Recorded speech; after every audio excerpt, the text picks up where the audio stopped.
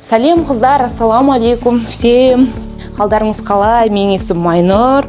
Бүгіннен бастап оразаның қарсаңында қыздарға бір пайдалы кеңес айтайын, өзімнің тәжірибеммен бөлісейін деген ниетпен влог бастап жатырмын.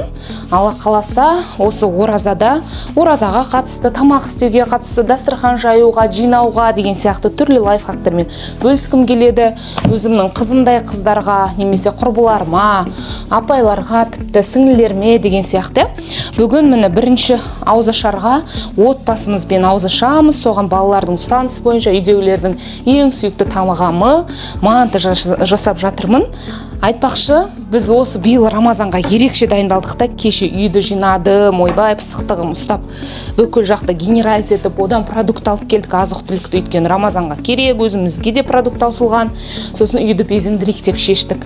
Егер қалай мен безендіргенім қызық болса, қалай шыққаны қызық болса, осы видеоны соңына дейін көріңіздер, бағасын беріңіздер. Ал қыздар, енді қамырымызға мынандай әрқайсысына лайықты етіп етін саламыз. Бізде картошка мен ет, пияз бар ішінде.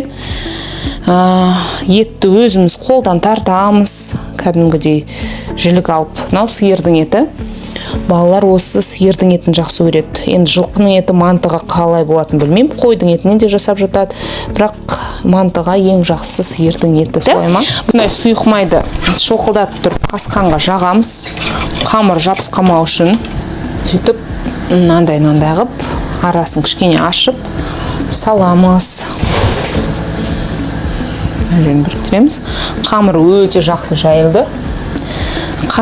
Нетіп қалған жоқ, қаясып қалған жоқ, сухой болып, қатты былжырап кеткен жоқ. Альхамдулилля, машалла, ниетімізге орай әдемі болып жайылды.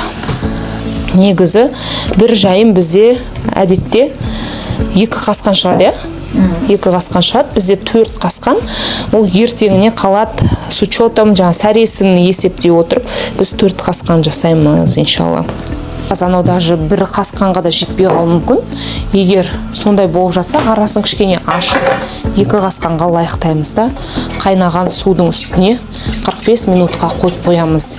Негізінде бәрін бір уақытта қойған тиімдірек, өйткені газыңызға эконом болады. Егер сізде электр энергиясындағы плита болса, тіпті 45 минутқа қоясыз.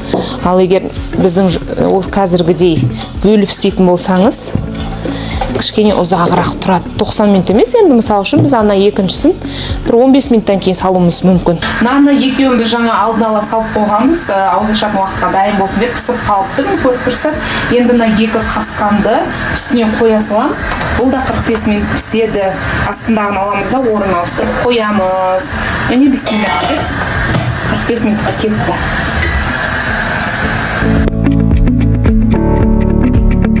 Ал бисмилля, біздің мантымыз пісті. Бұлай негізі мен осы қақпақ қаламда.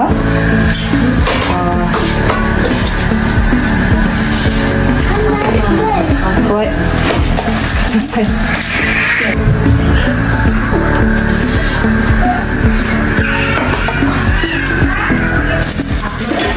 Осылай мантымыз дайын. Алдымызда ашып жақсылап тамақтанып алған соң үйді безендіруге кірістік. Мынандай аспалы үлкен айды арнайы Нұржан деген інімнен алдырттым. Одан кейін кішкентай гирляндаларды өзім көрмеден алдым. Ал безендіруге бүкіл балалар қатысамыз деп еді, ұйықтап қалыпты. Сондықтан папасымен бірге 2 қыз әдемілеп осылай безендіріп қойдық. Ал үстелдің үстінде әдемілеп осылай безендірдік, арнайы шамдарды жағып қойдық. Және де алтын ыдысқа әжуа құрмасын салып қойдық. Меніңше өте әдемі болды. Ал сіздерге ұнаса, комментарийға жазып лайк басып кетіңіздер. Рахмет.